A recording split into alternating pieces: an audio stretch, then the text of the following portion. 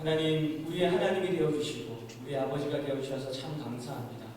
하나님, 그것이 우리가 정말 힘들고 어려울 때 그 무엇보다도 큰 위로가 됩니다. 하나님, 우리는 혼자가 아니라 하나님이 우리와 함께 계시고, 그리고 여기에 함께 가는 믿음의 사람들이 이렇게 많이 있습니다. 하나님, 우리가 그것을 기억하고 오늘도 주님의 말씀을 붙잡고 나아가게 하시고, 오늘 이 시간에 우리 각자에게 주시는 하나님의 음성을 들을 수 있는 귀한 시간 되게 하여 주시옵소서. 예수 그리스도의 이름으로 기도드립니다. 아멘.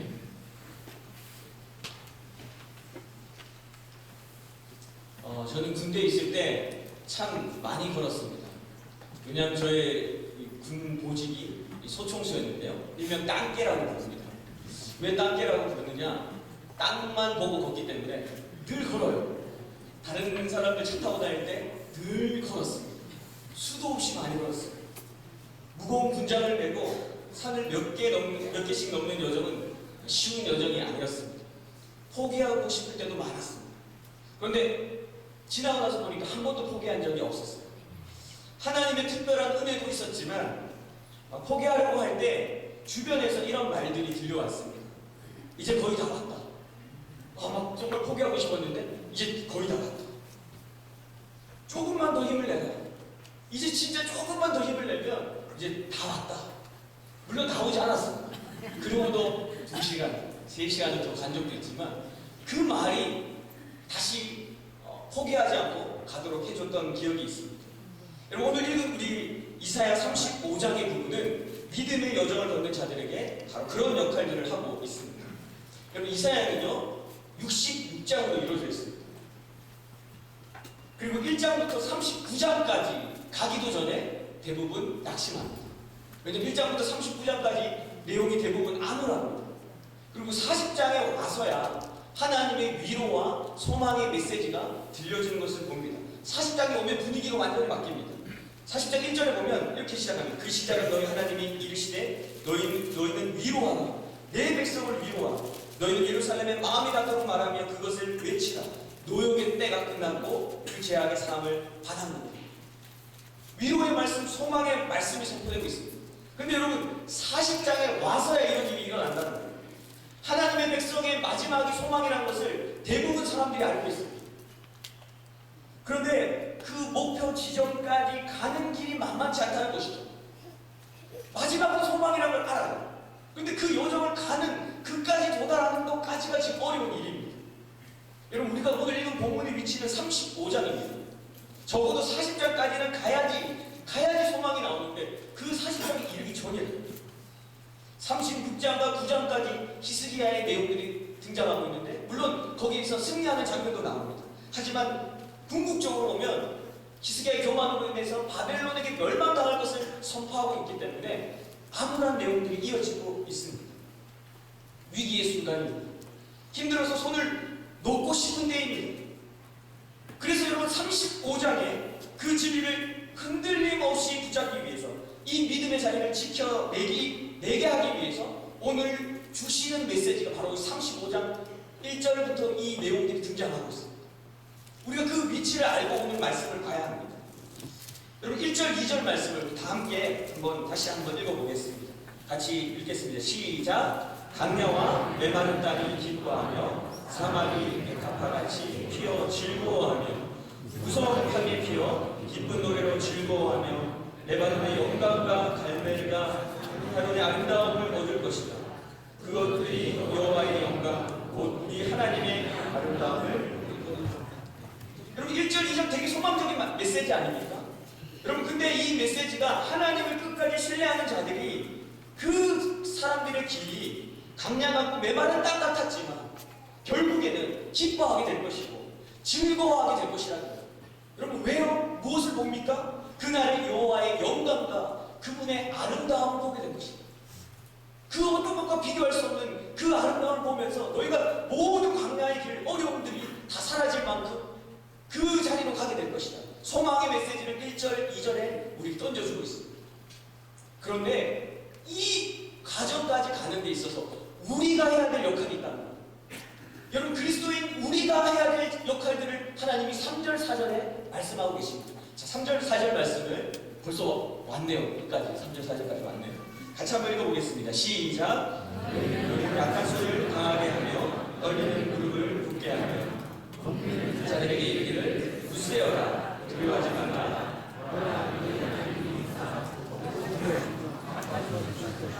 하나님이 오사 너희를 구하시리라 하라. 네. 여러분, 그러면서 하나님이 이스라엘 백성들에게 말씀하시는 것이 있습니다. 그게 뭐냐면 3절에는 이렇게 얘기합니다. 약한 손을 강하게 하며 무릎을 굳게 해야 된다고 해요.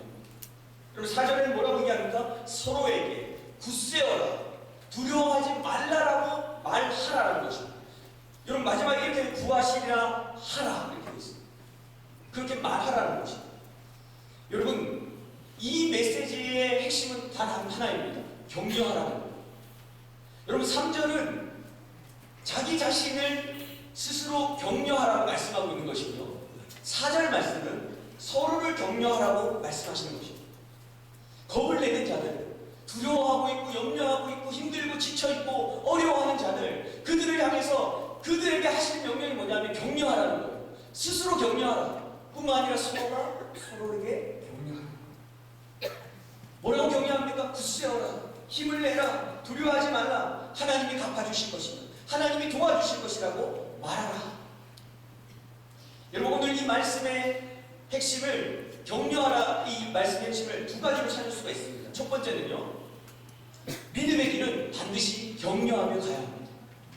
여러분, 믿음의 길은 격려하며 가는 것입니다. 오늘 이 찬양에서도 서로 손잡고, 여러분 손잡고 가는 게 뭡니까? 그냥 손잡으면 찌릿찌릿하고 좋아서 손잡고 가자는 겁니까? 여러분, 이게 그런 말이 아니죠. 무슨 말입니까? 격려하며 가자는 거예요. 함께 힘을 내서 가자는 거예요. 여러분, 한국 사람들이 제일 못하는 게 있는데 뭐냐면요, 격려하는 것입니다. 교회에서 힘들어하는 게 있습니다. 서로 바라보시면서 서로 손 내미시고 축복합시다. 여러분, 이거 정말 힘들어요. 어려워요. 눈을 마주쳐. 생각만 해도 끔찍하죠. 약간.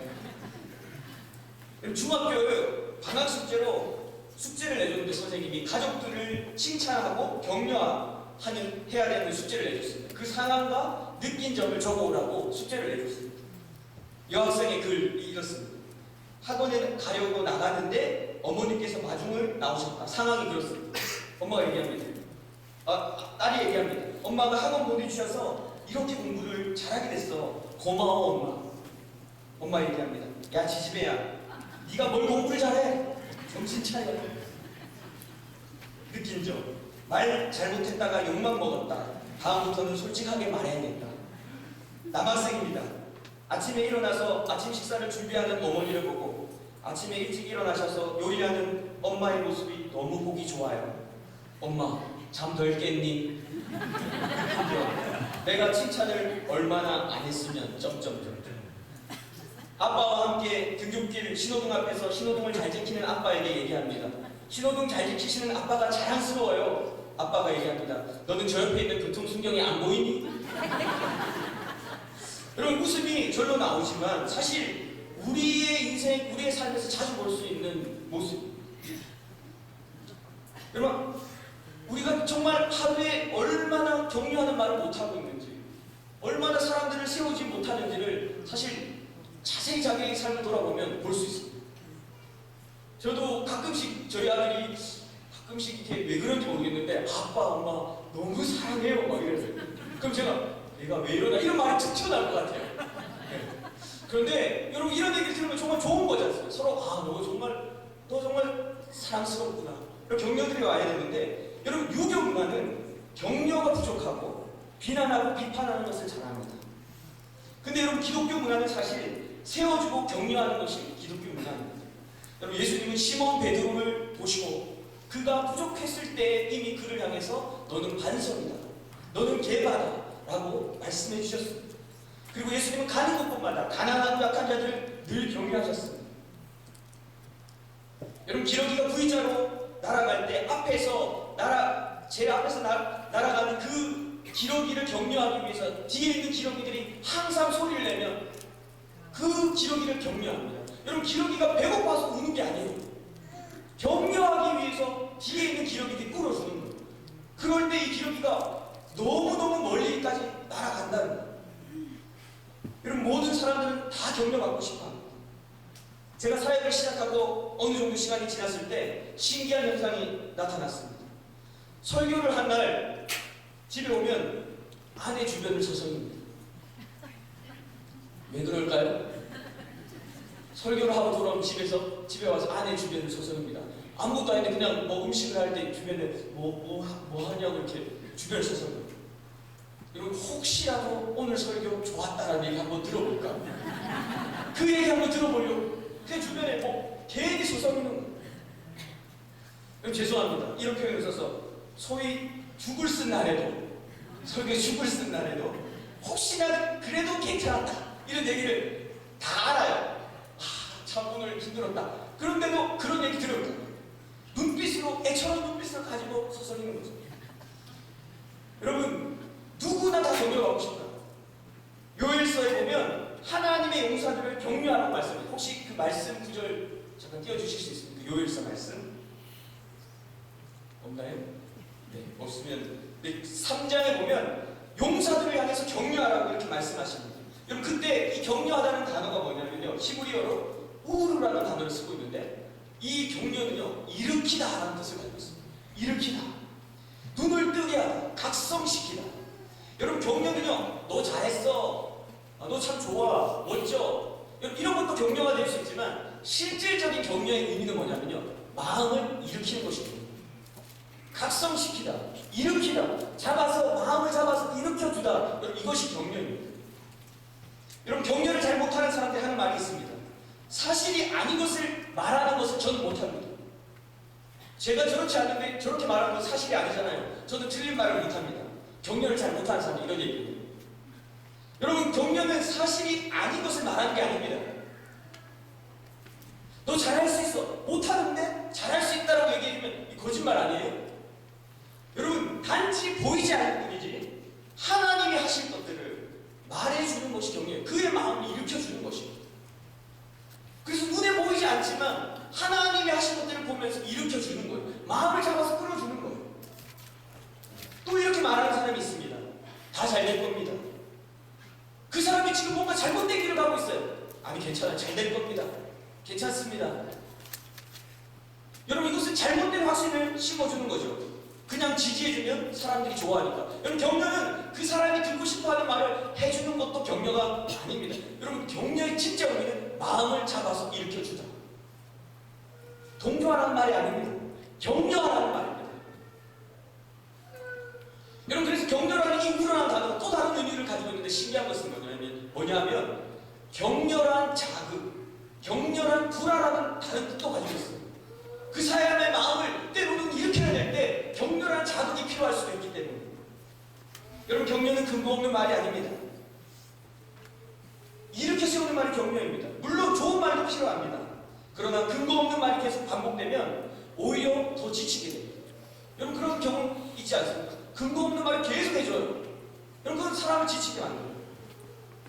여러분 학개서에 보면 이 바벨론의 포로에서 돌아왔던 사람들이 하나님의 성전을 짓기로 마음을 먹고 막 마음이 뜨거웠는데 이 사람들이 너무너무 어려운 상황에 봉착하니까 성전 짓기를 포기합니다.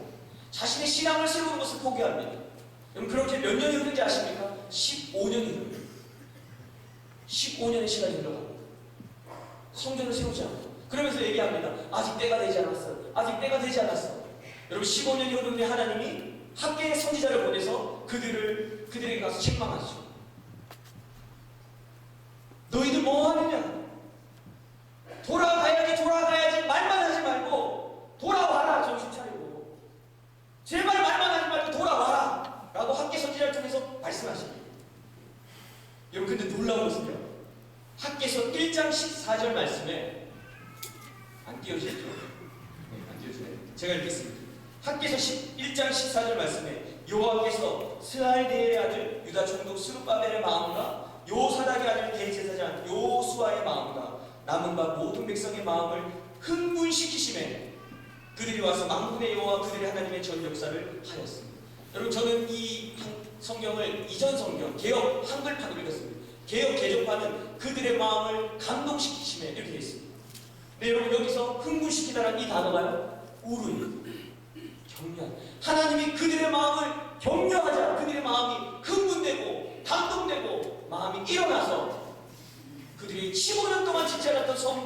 하나님의 성전 짓기를 시작했다는 거예요. 여러분 이게 격려입니다. 하나님이 그들의 마음을 격려했습니다. 어떻게 해요? 함께 선지자를 보내가지고 너희들 정신 차려! 돌아와 제발! 여러분 이게 격려예요. 이 단어를 쓰고 있어요. 그래서 그들의 마음을 일으켜가지고 마음을 세워가지고 그들이 돌아오고 있어요. 하나님이 그들을 격려하자 그들이 일어났습니다. 여러분 누가 격려를 잘하는 사람입니까? 하나님의 마음을 가지고 있는 사람, 아버지의 마음을 가지고 있는 사람이 격려를 잘합니다. 그래서 진짜 아버지의 마음을 가지고 얘기해 줄 것입니다. 하나님의 마음을 가지고 얘기해 주는 것입니다.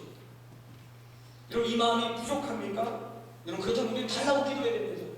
이 마음이 우리가 부족해요. 하나님의 마음을 주십시오. 아버지의 마음을 주셔서 우리가 서로를 격려하고 내 스스로를 격려할 수 있도록 도와달라고 우리는 기도해야 합니다. 두 번째로 여러분 격려를 들으셔야 합니다. 맞아, 저는 격려를 듣고 싶었어요. 목사님 정말 제가 듣고 싶은 얘기를 해주셨네요. 여러분 행동을 취하는 것도 있지만 여러분 이 말씀의 핵심이 뭐냐면 격려를 말하라는 거예요. 여러분 오늘 말씀이 3절 4절 말씀 한번 보십시오. 여러분 여기 보면 겁내는 자들에게 이르기를 말하기를 굳세어라라고 말하라. 두려워하지 말라라고 말하라. 보라 너희 하나님이 오사 보복하시며 갚아 주실 것이라고 말하라. 하나님이 오사 너희를 구하시리라. 뭐 하라고요? 하라. 이렇게 했어요. 여러분 이게 하라는 말이 뭡니까? 여러분 이렇게 말씀하셔야 돼요. 하나님이 말씀하시기를 겁내는 자에 두려워하지 말라. 그럼 대부분의 말씀이 이렇게 끝납니다. 두려워하군요. 두려워하지 말라라고 말하면 끝나는 겁니다. 근데 여러분 신기하게 두려워하지 말라라고 하라 이렇게 되어 있습니다. 여러분 이게 무슨 말이냐면 너희가 그 말을 말해주라. 말해주라. 아는 말씀인데 왜 말하느냐? 저도 경상도 사나이라 가지고 느끼하는 거 싫어합니다. 저는 치즈도 잘 안 먹습니다. 근데 아는 말씀인데 말하라는 거예요. 여러분 격려의 핵심은 말을 함으로 귀로 듣는데 그 능력이 있습니다. 여러분 말을 하라고 하는 이유는 말하는 게 중요한 게 아니라 뭐 때문에 말하라고 얘기한다고요? 들으라고, 그 이야기를 들으라고 말하라는 거예요. 여러분 여기 핵심이 있습니다. 왜 다른 사람에게 말해줘야 합니까? 말해줘야 합니까? 그 사람이 아는 얘기지만 그것을 말로 귀로 듣게 하기 위해서. 여러분 자신을 격려하는 것이 무엇이냐면 내가 듣고 싶어하는 말, 내게 지금 필요한 말을 내가 내 스스로에게 하는 것입니다. 내가 이렇게 얘기해서 내가 말하고 내 귀가 듣게 하는 것입니다. 지금 그렇지 않을지라도 변화될 내 모습을 말하는 것입니다. 그래요. 지금은 힘들지. 하지만 하나님이 도와주실 거예요. 라고 여러분 이거는 뻔히 알고 있는 얘기예요. 그런데 말하라는 거예요. 말해서 내가 듣게 하라는 거예요. 또한 하나님이 나를 돕는 자이심을 말하는 것입니다. 시편 말씀에 하나님이 어떤 분이신지 선포하는 내용이 너무 많습니다. 아니 아예 노래로 만들어가지고 그냥 불러요. 늘 노래 불러요. 노래를 하나님은 너를 지키시는 자 이런 노래를 불러요. 여러분 왜 이런 노래 부릅니까? 여러분 이걸 불러서 내 귀에 듣게 하고 너의 귀에 듣게 하고 내가 그 이야기를 계속 듣기 위함입니다. 여러분 말하는 데 중심이 있는 것이 아니라 듣는 데 핵심이 있습니다. 자신의 마음을 일으키는 최고의 격려는 하나님의 말씀을 소리내어 읽는 것입니다. 여러분 이 말씀을 눈으로 읽는 것도 물론 여러분 내 생각으로 나에게 말하기 때문에 뭐 어쩔 수 없을 때는 그렇게 하면 좋습니다. 그렇지만 진짜 이런 핵심은 뭐냐면 소리를 내서 그걸 읽음으로 그 이야기가 내 귀에 들리게 하는 것입니다. 여러분 이것이 진짜 격려입니다. 여러분 이것만큼 큰 격려가 없어요. 여러분 우리의 마음이 무너져 있을 때 힘들 때 그렇게 할 때 여러분 말씀이 내 안에 들려지기 시작합니다. 그리고 그 말씀을 가지고 선포하며 기도하는 것입니다. 내 영은 그 소리를 듣고 있습니다. 내 영은 그 소리에 반응합니다. 내 영은 반응해요. 여러분 왜 소리 내서 찬양하는 게 중요한지 아십니까? 찬양하러 왔을 때는 찬양 안 하고 싶어요. 근데 여러분 소리 내서 찬양을 하다 보면 내 영이 그것을 듣기 시작합니다. 하나님이 어떤 분인지 내 영이 듣기 시작합니다. 하나님이 어떻게 도와주실지를 내 영이 듣기 시작합니다. 여러분 내 영이 듣는 것입니다. 말씀을 읽는 것은 하나님의 말씀을 자신에게 말해주는 것입니다. 여러분 격려가 그런 것입니다. 사랑하는 것 압니다. 부부가 사랑하죠. 사랑 안 합니까? 사랑합니다. 사랑해. 근데 여러분, 사랑하는 건 알지만 사랑해라고 말해줍니다. 그래서 그로 하여금 내가 사랑하고 있다는 것을 듣게 해주는 것입니다. 여러분, 고마워하는 거 압니다. 딱 보면 알잖아요. 도와줬잖아요. 그럼 고마워할 거 아닙니까? 그런데 고마운 거 뻔히 아는데 뭐라고 얘기합니까? 고마워라고 얘기하는 것입니다. 그래서 그 사람이 고마워라는 얘기를 듣게 하는 것입니다. 그 얘기가 그것을 듣게 하는 것입니다. 미안하다는 얼굴만 봐도 압니다. 아, 쟤 지금 나한테 미안해하고 있다. 여러분, 우리는 미안해하게 느끼는 표정을 지으면 더 미안하게 만들어버립니다. 더 미안하게 만들어야지. 더 미안해야 돼. 뭐 이렇게. 여러분, 그게 미안해하고 있을 그 사람한테 미안할 때 미안해라고 말하는 것입니다. 그리고 괜찮다라고 말해주는 것입니다. 그 사람이 그것을 듣게 만드는 것입니다. 여러분, 소리로 말하고 자신의 귀로 들어야 합니다. 여러분, 주일날 우리가 모이는 이유 중에 그런 목적이 있습니다. 하나님을 예배하는 것 가장 중요합니다. 여러분, 우리가 하나님을 예배하는 것이 중요합니다. 그래서 모여 있습니다. 근데 여러분, 왜 모입니까? 인터넷으로 보면 안 됩니까?